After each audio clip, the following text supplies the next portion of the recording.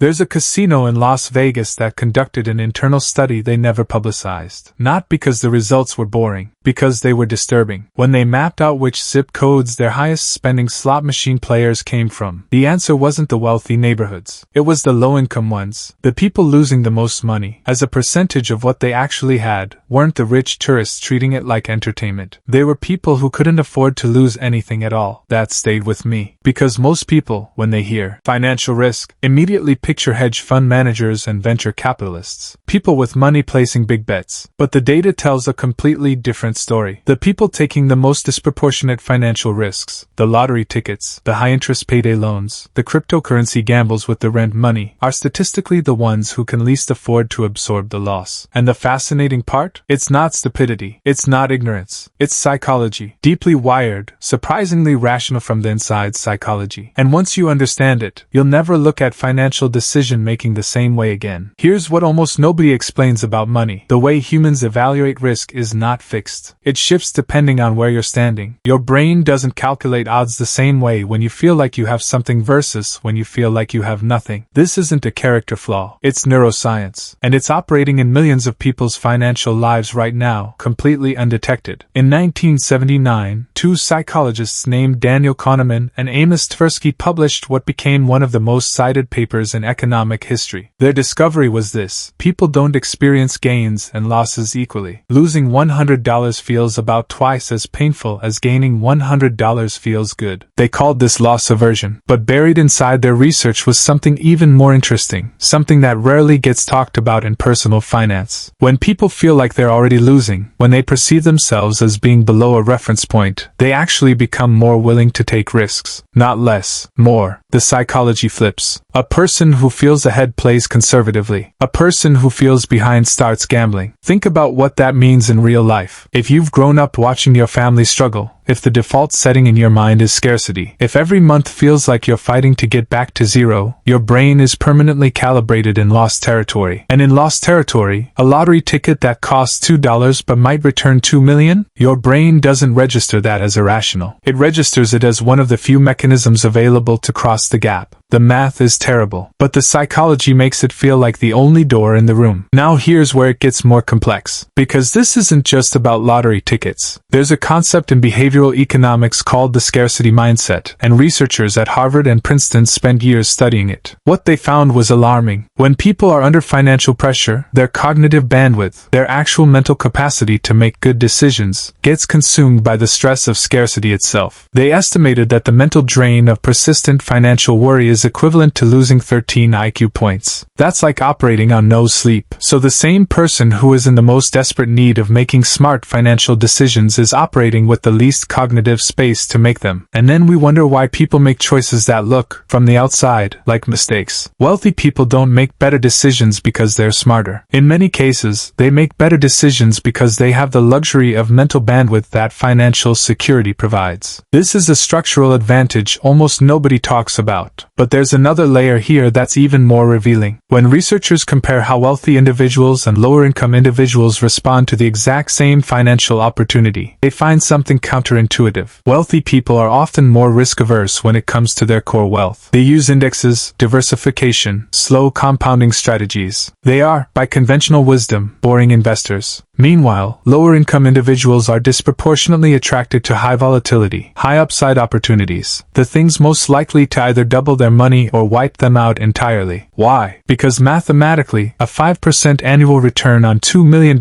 produces a very comfortable life. A 5% annual return on $4,000 produces almost nothing that changes your situation. So the brain, again rationally from the inside, concludes that moderate, steady returns aren't worth chasing. The only thing worth swinging at is a dramatic outcome, even if the odds are brutal. This is called the Longshot bias, and it's not random. It's a logical adaptation to an environment where small improvements don't feel meaningful. And this is where the gap compounds. Not just financially, but psychologically. Every time a high-risk bet fails, and statistically, most do, It doesn't just cost money, it costs confidence. It reinforces a narrative about money being unpredictable, about systems being rigged, about wealth being reserved for people who were already born into it. And that narrative, once lodged in someone's identity, becomes the most expensive thing they carry, because it makes the next rational financial decision feel pointless before it even starts. Researchers at the University of Michigan studied this exact pattern. They found that repeated financial setbacks don't just drain savings. They systematically reduce a person's belief in their own financial agency. The technical term is learned financial helplessness, and it functions almost identically to learned helplessness in other areas of psychology. The belief, built from experience, that your actions don't produce predictable outcomes. So why try? This is why financial education alone doesn't solve financial inequality. You can hand someone a book about index funds, but if their psychological reference point is standing at the edge of a cliff, that book doesn't address the actual decision-making environment they're operating in. Now, let's talk about what wealthy people do differently, not just mechanically, but mentally. One of the least discussed advantages of wealth is that it changes your time horizon. When you're financially secure, you can afford to think in decades. When you're financially stressed, you're thinking in days. And every serious wealth-building strategy in existence, real estate appreciation, compound interest, equity ownership, requires time. Not intelligence, not connections, just time. But time is exactly the resource that financial pressure destroys access to. There's a term for this, present bias, the tendency to overvalue immediate rewards compared to future ones. And again, the cruel irony is that present bias is not fixed across income levels. It intensifies under scarcity. The brain under financial stress is, quite literally, neurologically different in how it weights the future. It discounts it more aggressively, which makes it harder to delay gratification, harder to invest, harder to say no to the immediate relief of spending. This is why telling someone who is financially struggling to just be more disciplined is almost entirely useless advice. Discipline isn't the variable. The environment that makes discipline possible is the variable. So what does any of this mean practically? Here's what I want you to take away from this video. Not a list of tips. A shift in how you see the whole game. The first insight. Awareness of the environment you're making decisions in is itself a wealth-building tool. If you know you're in scarcity mode, stressed, behind, reactive, that is the moment to slow down, not speed up. The decisions that feel most urgent in that state are almost always the ones that deserve the most pause. The second insight. Risk tolerance is not a personality trait you're born with. It's a response to your perceived position, which means it's something you can consciously recalibrate. The moment you begin building any kind of financial buffer, even small, your brain's relationship to risk begins to shift. Not dramatically at first, but measurably. And the third insight, the one most people never hear. The wealthy don't win because they take better bets. They win because they've engineered a financial life where they almost never need to bet at all. Wealth, at its core, is the elimination of desperation from financial decision-making. When you're not desperate, you can choose boring. And boring, compounded over time, is where real money actually comes from. There's something almost tragic about the whole picture when you see it clearly. The people who have been conditioned by life to believe that only a big swing can change their situation are also the people whose psychological state makes big swings the most likely to fail. It's a loop, and breaking the loop requires understanding that the loop exists in the first place. You are not immune to this, neither am I. The moment any of us feel financially behind, stretched, falling short, these same patterns activate. The difference is knowing to name them when they appear. The lottery isn't just a tax on the poor. It's a symptom of a psychological environment that millions of people are living inside right now, invisible and unchallenged. And the path out isn't shame, it isn't discipline lectures, it isn't motivational content. It's structural, small buffers, reduced cognitive load, slowly extended time horizons, access to boring, reliable financial tools, and the awareness that the game of money is, at its deepest level, a game of psychology before it's ever a game of math. Here's my question for you, and I want you to actually think about this before you scroll away. Think about the last financial risk you took, not the big obvious ones, the quiet ones, the purchase you didn't quite have room for, the opportunity that felt too good to pass up. Ask yourself honestly, was that decision made from a place of security, or was it made from a place of feeling behind? Because the answer to that question will tell you more about your financial trajectory than your income will. If this kind of thinking is what you want more of, not surface-level tips, but the actual mechanics underneath money behavior, then subscribing to this channel is the most straightforward thing you can do. Every video here is designed to give you the framework, not just the formula. Because once you understand how money psychology actually works, the strategies take care of themselves. Drop your answer in the comments. Security or scarcity? Which mode have most of your recent financial decisions come from? I read every single one.